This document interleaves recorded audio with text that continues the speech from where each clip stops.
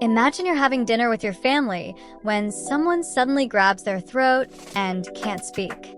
Every second counts. Knowing what to do could save a life before emergency help arrives. First, ask the person, "Are you choking?"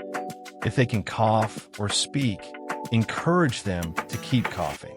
Do not hit their back if they're coughing effectively.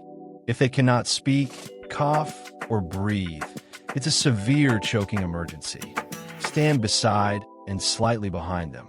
Give 5 firm back blows between the shoulder blades using the heel of your hand. If the object doesn't come out, give 5 abdominal thrusts. Stand behind the person. Place your fist just above the belly button, grasp it with your other hand, and pull sharply inward and outward.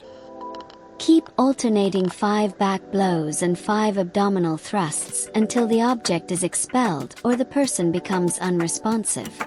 If they collapse, call emergency services immediately or ask someone nearby to call. Start CPR, beginning with chest compressions, and check the mouth for any visible object before giving rescue breaths. Never perform a blind finger sweep.